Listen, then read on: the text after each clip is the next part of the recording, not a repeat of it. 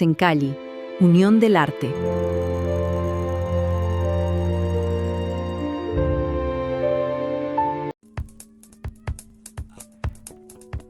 Desde la Fuente. Hola, soy Saudi Batalla, bienvenidos a Desde la Fuente. El día de hoy vamos a entrevistar a Norma Hilda Castañares. Bienvenida. Hola, mucho gusto, gracias. Es un placer tenerte aquí, Norma. Somos amigas desde la Asociación de Mujeres en el Cine. Desde antes. Desde antes. Y bueno, pues empieza a contarnos un poquito la anécdota de cómo te recibe este estudio. Bueno, este estudio que se llama Iridicente está realmente muy bonito, está muy equipado, me parece un lugar espléndido. Pues sí, es... Y aparte la anécdota de este músico que tocaba la jarana, porque tú tienes un espacio sí, en la Condesa donde se reunían muchos artistas, sí, gente del cine. Sí, durante mucho tiempo viví en la colonia Condesa, un catún total. Viví en la Condesa 52 años. Entonces, en esos 52 años, pues hubo de todo, era desde mi niñez, mi adolescencia, y luego pues hasta ya con hijos. Y tengo una hija que empezó con la jarana y empezó a invitar a algunos amigos y empezaron a tocar ahí en la casa. Y yo me les uní y pues fue muy bonito porque estuvimos estudiando todos jarana ahí gracias a un querido amigo que se llama Lalo Jaranas y que fue nuestro maestro y nos estuvimos 6 años ahí, fíjate. Fue un punto de efervescencia y un punto donde también se juntaban músicos, pero también se filmaron algunas películas. Lo que pasa es que yo me dediqué muchos años al cine. Entonces, pues sí se hicieron varias producciones ahí y además, pues también teníamos una tradición, digamos, de organizar música y fiestas y entonces teníamos la suerte de que siempre nos acompañaban pues grandes músicos de ese momento en México, ¿no? De los más serios de su profesión. Reconocidos. Reconocidos todos. Entonces, sí fue una época muy bonita. ¿Cuáles son tus primeros recuerdos? ¿Eres productora ejecutiva, realizadora, directora artística? ¿Cuáles son tus primeros recuerdos de cómo te aproximaste a la producción del cine? Uy, pues es toda una historia enorme, pero bueno, yo antes de cineasta soy cinéfila. Okay. Y dentro de esa cinefilia, pues la verdad es que se dieron muchas cosas porque empecé desde muy niña. Tenía unos cuantos años, de veras, 5 o 6 años, y teníamos vivíamos en la Ciudad de México y en la esquina de la casa había un cine. Vivíamos en la colonia Juárez. Y ahí en la colonia Juárez vivíamos en unas privadas muy, muy bonitas que hay desde Abraham González hasta Bucareli. Y en la esquina de la casa había un cine que se llamaba el Cine Parisiana. Okay. Ese cine era un cine pues digamos de barrio, aunque la Juárez era una colonia pues más o menos clase media. Entonces, ahí, en ese entonces las cosas eran muy diferentes. Y alguna vez cuando mi mamá, nos llevaban bastante al cine, a mí me llevaron desde a ver Blancanieves y cuánta cosa. Y entonces, pues realmente, aparte de eso, mi madre nos llevaba y nos dejaba en el cine para poder ir al centro a comprar algo. Y le decía al señor de la puerta que no nos dejara salir. Y de veras no nos dejaban salir. Y mi hermano jugaba en el cine y se volvía loco, perdón. Jugaba en el cine y hacía cosas por el estilo. Y yo no, yo me sentaba a ver la película y me fascinaba. Y entonces de niña después hubo un lugar que se llamó el Club Deportivo y Cultural Vanguardias, que era un lugar de sacerdotes, que tenía un enorme cine gigante. Okay. Y también ahí veíamos películas, pasaban 3 los domingos para chavos. ¿Qué películas recuerdas que veías? Uy, pues unas cosas maravillosas. Yo vi ahí desde La mosca de la cabeza blanca, hasta Drácula, no, cantidad, ¿no? Películas épicas de los 60s, ¿no? Cantinflas, todas esas películas ya después, ¿no? Después, más bien, yo después me hice aficionada, porque en ese entonces no. En ese entonces, en realidad, lo que veíamos, lo que nos llevaban a ver eran películas casi todas norteamericanas, ¿no? Claro.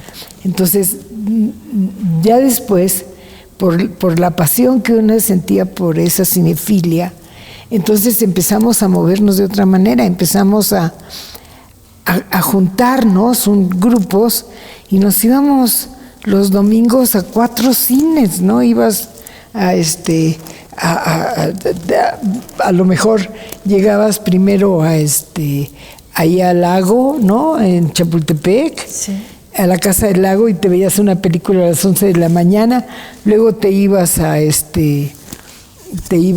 Diana, que tenía una función a la 1 o 2, y luego te ibas al París, que tenían a las 3, y al Paseo, que tenían a las 7, y te levantabas 4 o 5 películas en un solo domingo. No existían estos multicinemas, ¿no?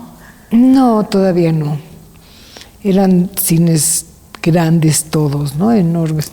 De hecho, había unos que eran demasiado grandes, nunca se llenaban, estaban rarísimos, sería que se llegaran a llenar. Pero eran cines que hacían gigantescos, ¿no? Entonces, pues uno también se aficionaba mucho porque existían los cineclubs.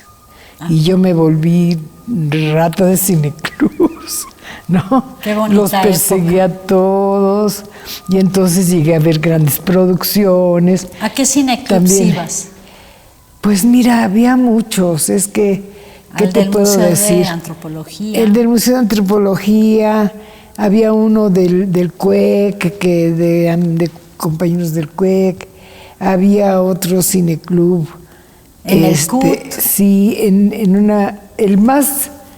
el que yo disfruté en esa época más, porque eran películas norteamericanas, pero de veras buenas películas, ¿no?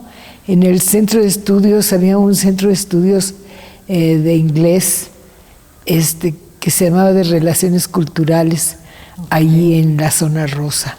Oh. Y ahí yo estaba haciendo un máster en inglés. Y entonces era muy chava. Y entonces había un muchacho norteamericano que ponía todos los lunes películas maravillosas, todo de John Ford, de Nicholas Ray, todas las grandes producciones de veras de lujo de grandes cineastas, ¿no? Del cine clásico. Del cine clásico, pero de grandes cineastas de la época, John Huston, John Ford. Y entonces yo todo eso pues ahora sí que me lo absorbí, ¿no? Te nutriste de todo ese... Y entonces pues ya mi vida quería ser totalmente para el cine, ¿no? Eres productora de varias de las películas de Jaime Humberto Hermosillo. Sí, así es. ¿Cómo conoces a Jaime Humberto Hermosillo? ¿Cómo das este brinco de ser cinéfila, de visitar los cineclubs, a ya dedicarte al trabajo de una mujer en el cine? Es una historia bastante simpática, porque en ese cineclub del que te estoy hablando, que estaba ahí en la calle de Hamburgo, en ese cineclub iban un par de muchachos jóvenes de mi edad más o menos, éramos todos de la edad, iban al cine y nos empezamos a ver todos los lunes y medio a ser amigos. Este par de gentes eran los hermanos Bojorquez, Alberto Bojorquez y Francisco Bojorquez, que todos los lunes iban. Entonces, pues nos hicimos amigos, platicamos. Yo a la par estaba estudiando teatro, porque yo quería ser actriz, entonces quería ser actriz de cine porque me amaba el cine, pero según yo quería ser actriz. Y entonces fue muy bonito porque la verdad yo estaba estudiando teatro y lo que quería era ser actriz, y de pronto me dice Francisco Bojorquez: oye, ¿no quieres hacer una película? Y dije yo, así, yo una película, pues sí, obviamente, ¿no? Claro. Y entonces me llevó a conocer a Jaime Humberto Hermosillo, que entonces no era el gran cineasta, era un muchacho que esta película era su tesis del CUEC. Entonces, yo estaba muy jovencita y la trama era un poco fuerte, como todas las películas de Jaime, sí, ya desde entonces.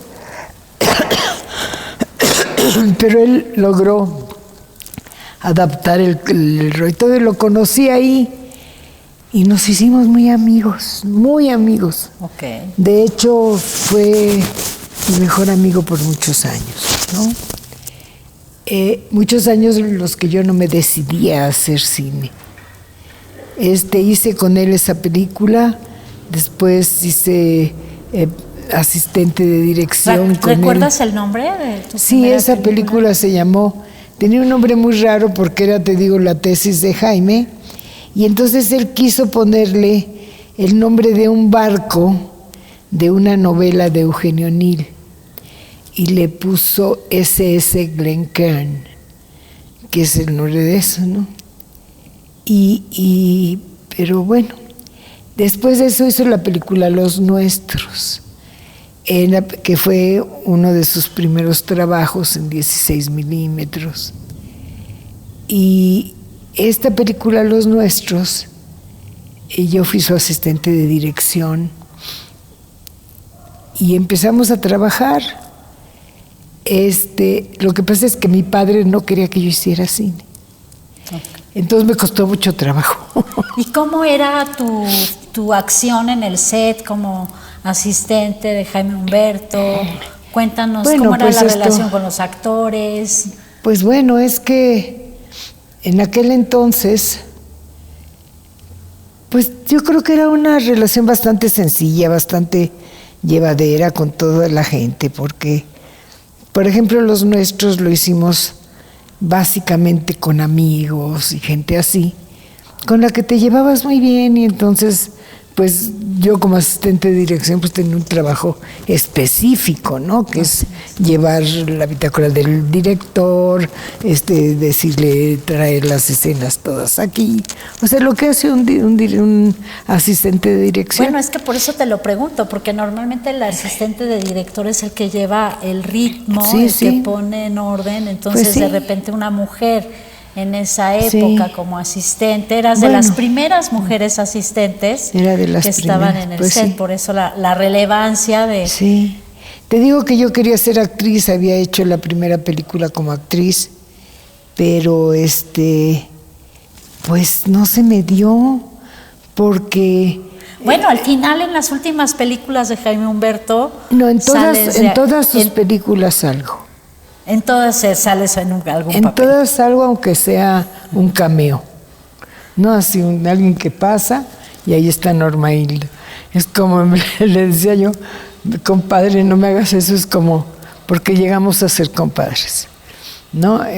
Fueron muchos años de amistad, de amor, de amigos muy profundos. Y pues logré hacer muchas películas con él.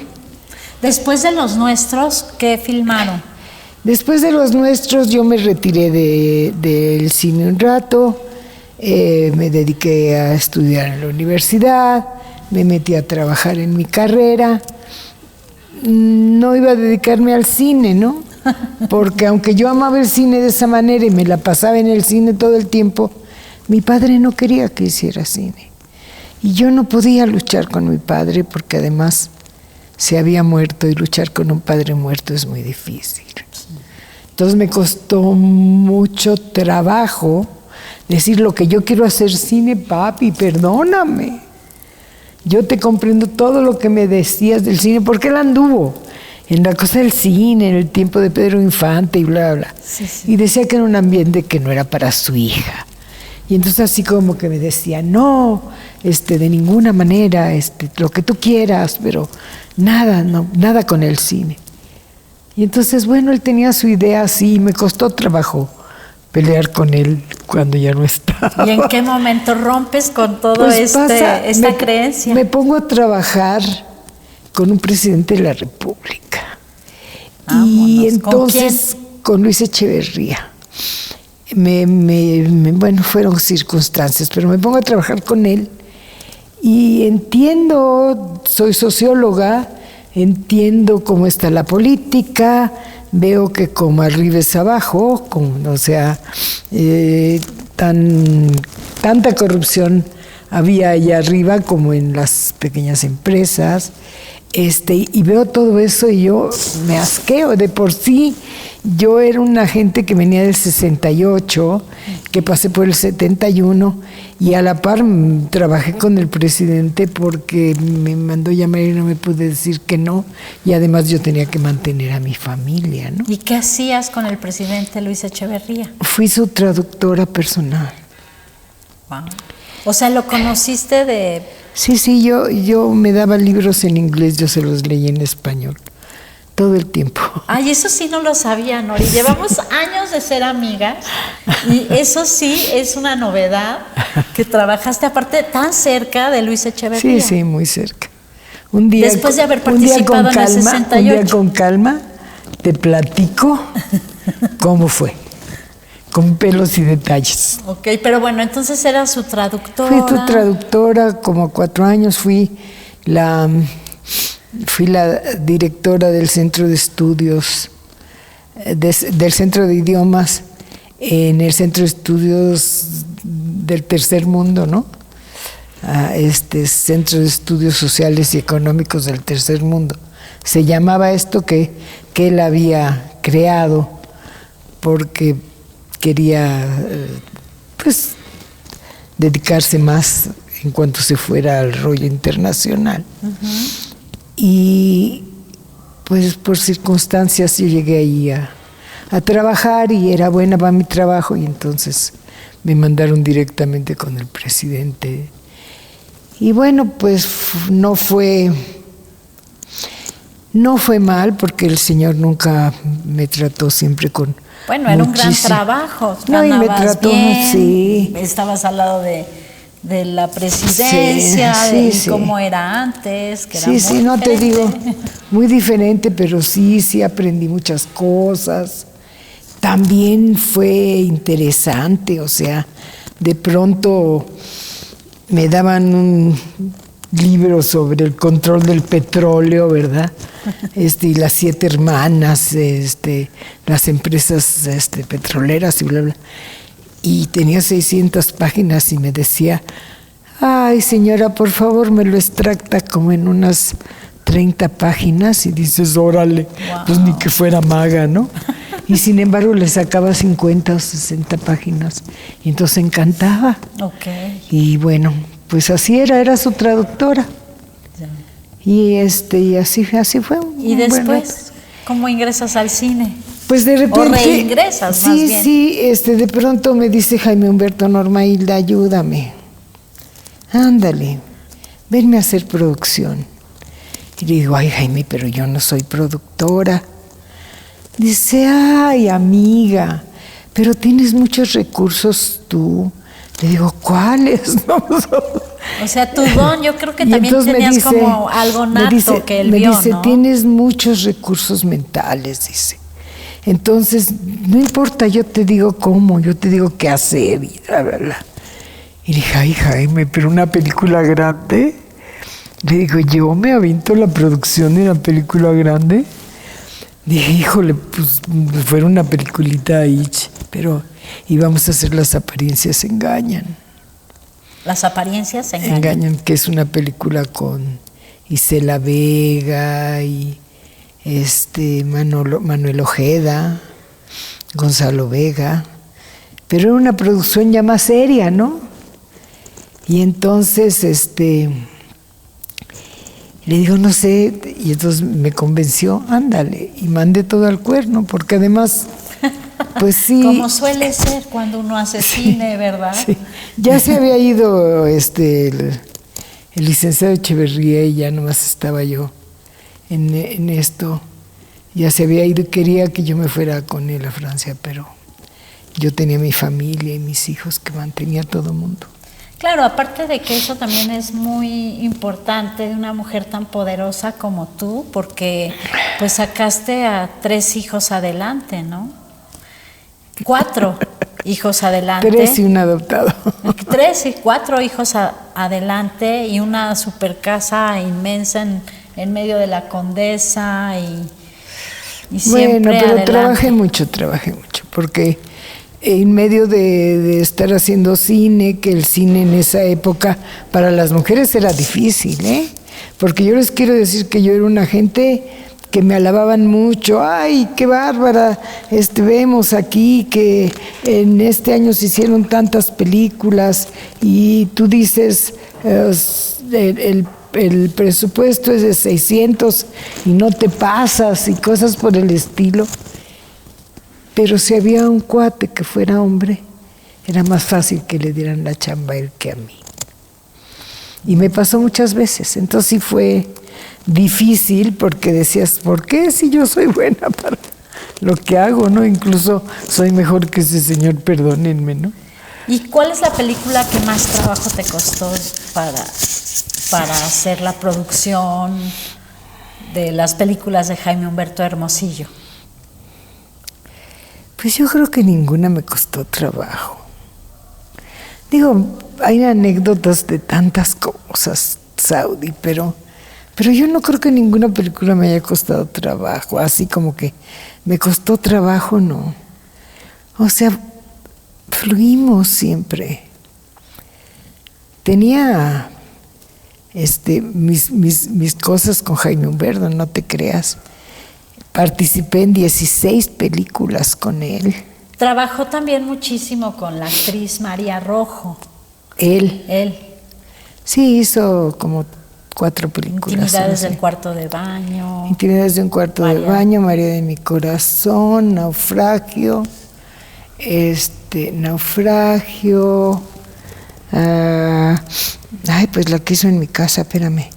La tarea prohibida. La tarea. Aparte la tarea es muy interesante porque era una sola toma. La tarea y la tarea prohibida, las dos. Sí. Y esas películas se filmaron y en Esmeralda, tu casa. Un par. Esmeralda, ¿no? Solo de noche vienes, Esmeralda. Y con María también. Y otra que hizo, que yo no participé en esa, que era con María Rojo y Lucha Villa. No me acuerdo cómo se llamaba, pero era, pues así, fueron muchos años. ¿Cuál es tu sensación ahorita que hay un vacío de la dramaturgia tan relevante de un director tan fuerte y con una obra tan potente, ¿no? Pues y controversial sí, pero también. yo creo que desafortunadamente también hay grandes directores actualmente que no han tenido, o sea, date cuenta que los últimos años de Hermosillo no pudo filmar y les decía, déjenme filmar, y entonces él filmaba con lo que tenía. Ya las yo últimas decía, películas. alguien dijo que si le quitaban a él la posibilidad de filmar, podía filmar en papel de estraza porque hizo la última película que hizo, la hizo en un celular. Claro. Y buenas de obras, de veras buenas, ¿no? O sea, es que por un lado podemos ver como, ay, pobre, pero por otro lado también evolucionó la dramaturgia y la manera tan práctica de hacer cine, porque finalmente sus películas corren, se cuenta la historia, tiene sus picos dramáticos, sus conflictos y su resolución. Y actualmente tenemos un poco de problema porque no hemos podido exhibirlas, pero esa es otra.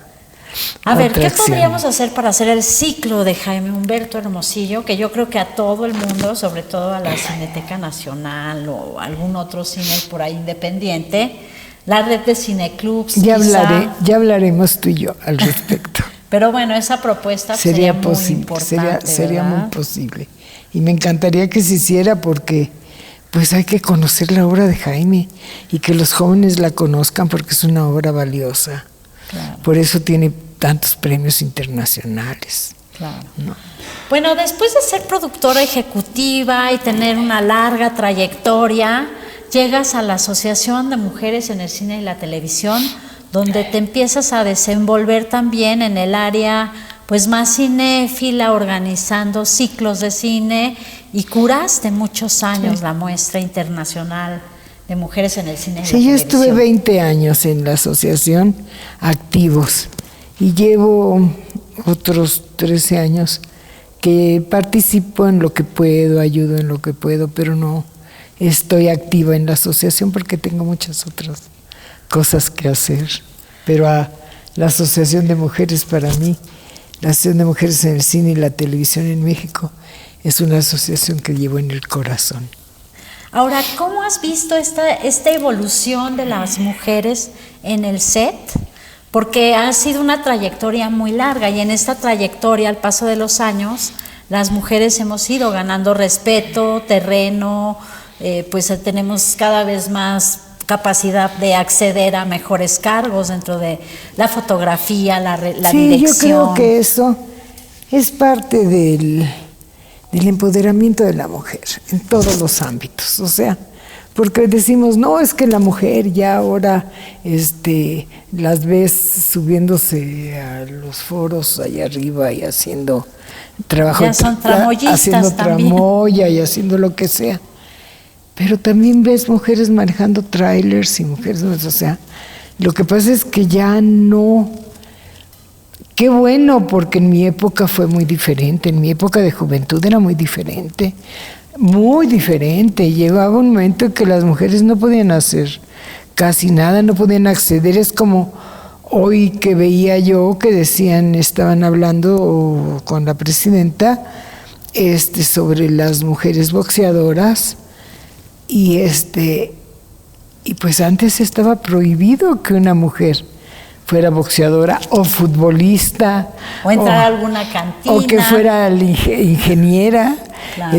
Todavía en mi época había una mujer que cruzaba por la Facultad de Ingeniería y era una cosa tremenda, la rechiflaban porque no había mujeres que estudiaran ingeniería. Y en minifalda, porque era la época de las minifaldas, sí. ¿No? Cuando te tocó a ti. Sí. Bueno, nos tocó un momento muy padre porque fue un momento de ruptura con unas condiciones en todos los ámbitos que no eran buenas para la mujer. Claro. ¿No? Y hemos luchado todas, desgraciadamente sigue habiendo muchas, y ojalá que todas las mujeres nos diéramos cuenta de que siguen existiendo muchas mujeres en el mundo que están reprimidas por unos patriarcas. Discúlpenme, pero digamos, no sé cómo llamarlos porque todas las palabras que me vienen son insultos. Bueno, Nori, sí. Acabas de sacar este catálogo también. Es un portafolio. Es un portafolio. Porque no son todas mis obras, son nada más. Pero bueno, se puede consultar en línea, vamos a poner sí. Para que lo puedan consultar.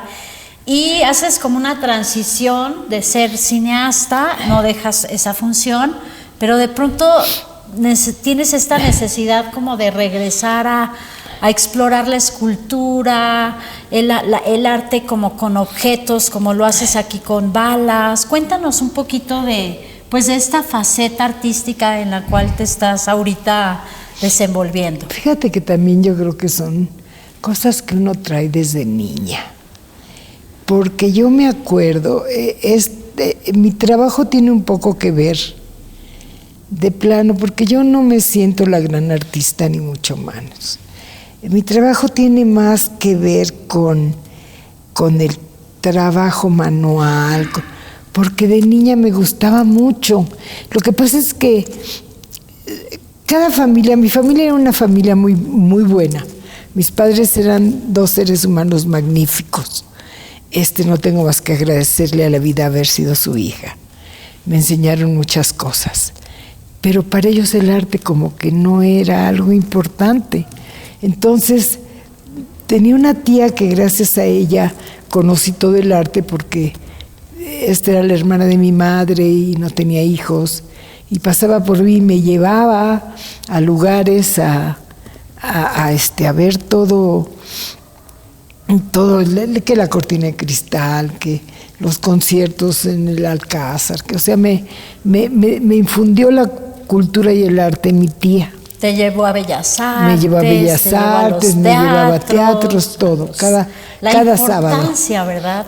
Desde chiquitos, sí, algún familiar los acerque a estos recintos maravillosos. Mi tía me llevó mucho a esto y se me quedó ahí.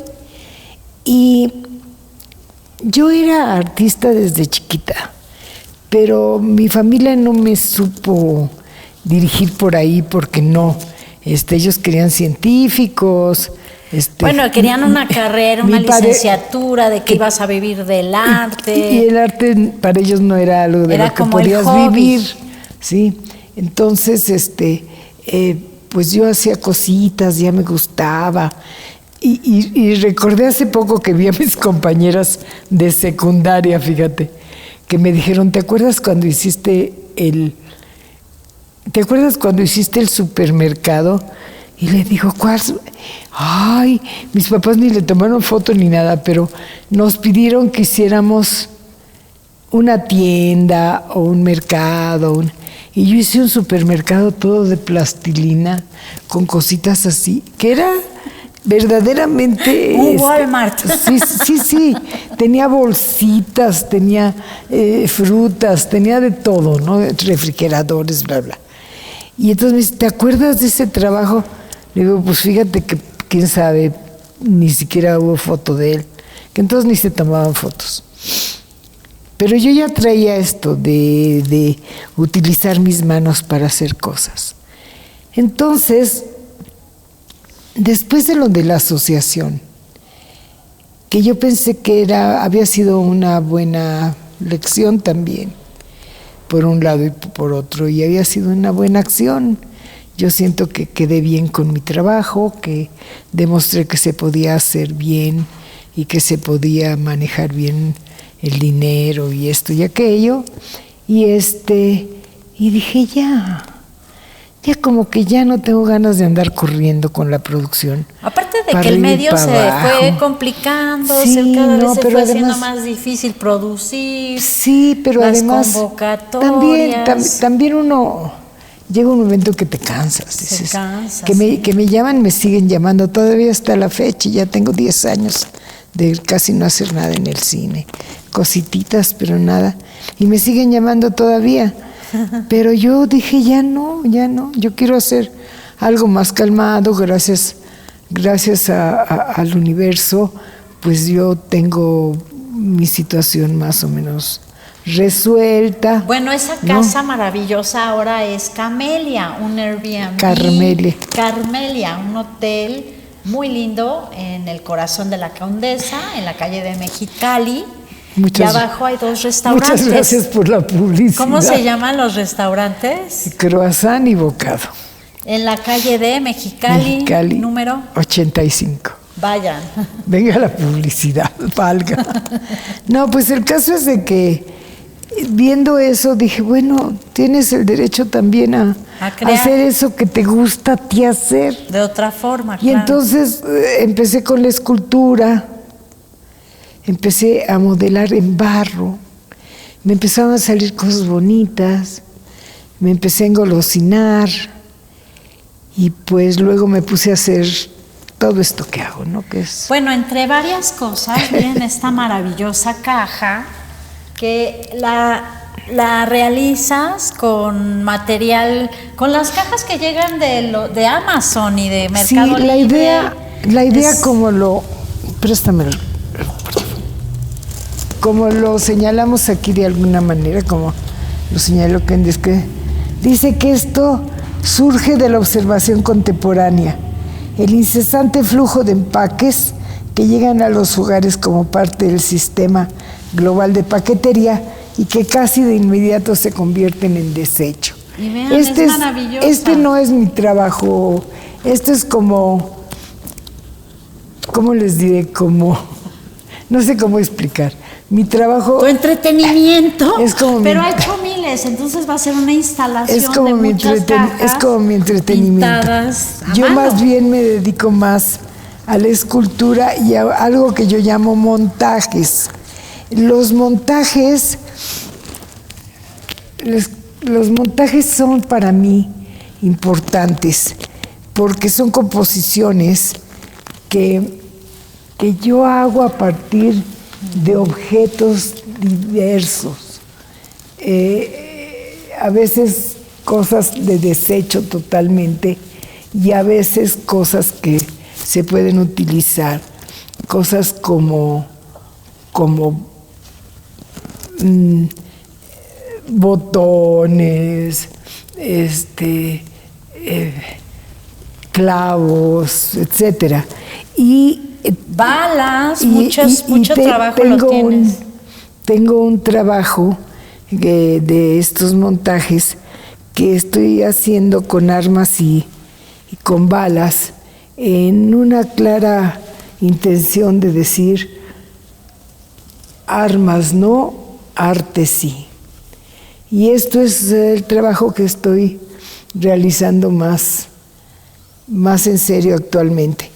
Y las cajitas estas, pues la verdad es que son un entretenimiento porque las voy haciendo mientras estoy oyendo música o de repente me pongo a pintarlas oyendo algún libro, algún audiolibro o viendo algo en la pantalla, veo noticias haciendo esto, veo mi mañanera haciendo esto.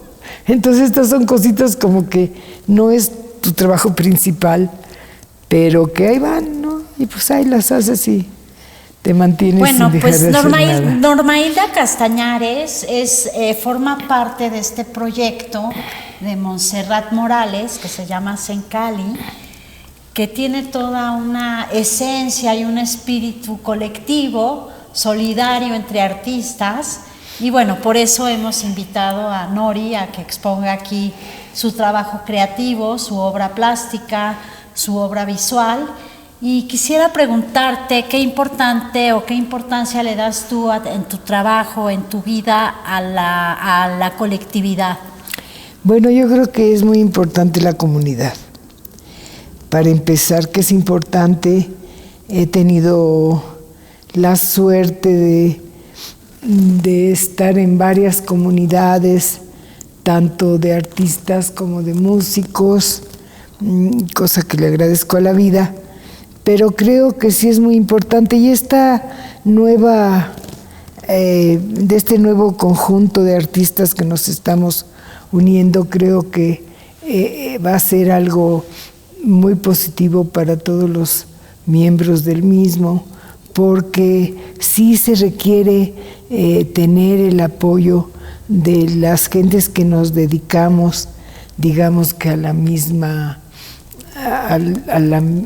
actividad, que nos unamos para hacer comunidad y para ver que también vaya ayudas para los artistas, en fin, estar también viendo esa situación de coadyuvar a lograr que sea apreciado el arte en México con mayor, pues con mayor observación de los asuntos, porque de repente hay cosas que dicen que es arte y digo, ay Dios. Bueno, ahora con la Semana del Arte, pues hubieron como una serie de galerías, de espacios que se abrieron y Sí, qué uno padre. podía ver muchísimas. Eso fue muy padre, porque sí, porque hay mucho talento en México, mucho más del que nadie cree. Hay gente que no expone nunca sus cosas, que no las saca, que las tiene en su casa.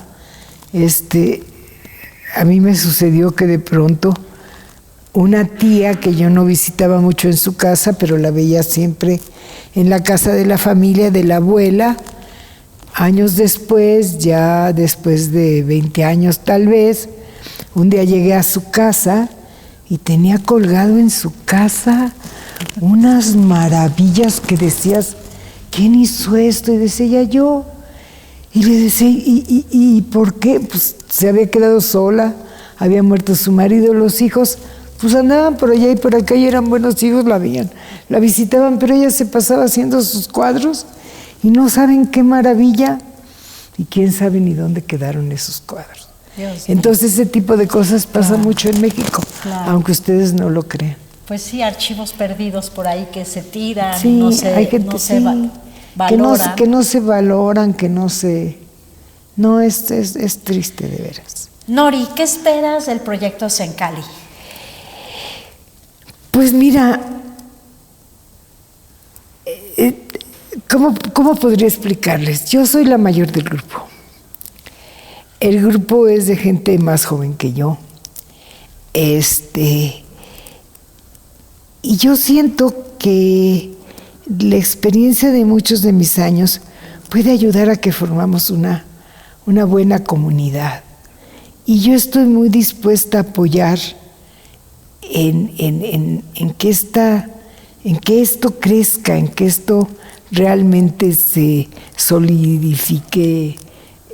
Bueno, creo que no es la palabra solidificar, Sí, está pero bien. sí, que se solidifique para que se vea, concretan. que se concrete, para que se conozca el trabajo de todos los que estamos sobre esto, y pues muchos de ellos requieren también de vender sus obras y de vivir de sus obras, porque sería maravilloso que los artistas todos pudieran vivir de lo que hacen, ¿no?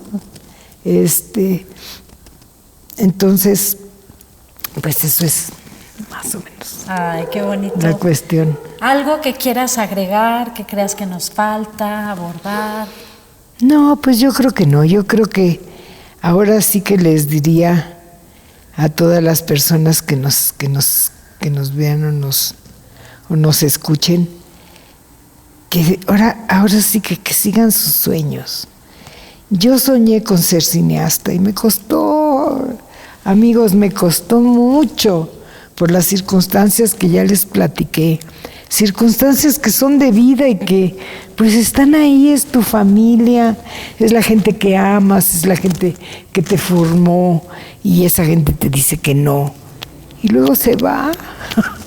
Sí, y luego se va.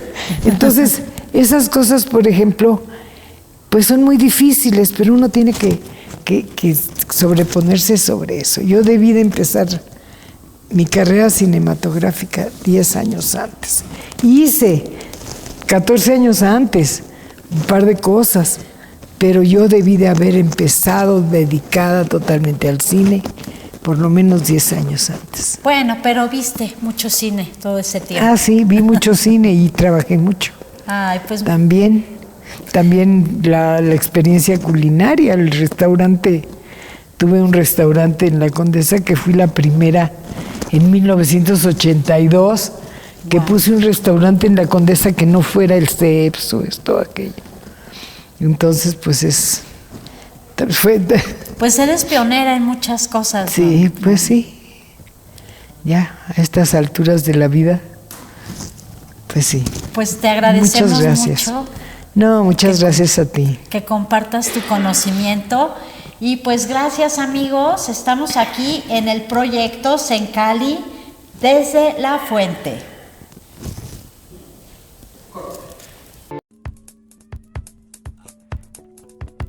Desde la fuente. Sencali, Unión del Arte.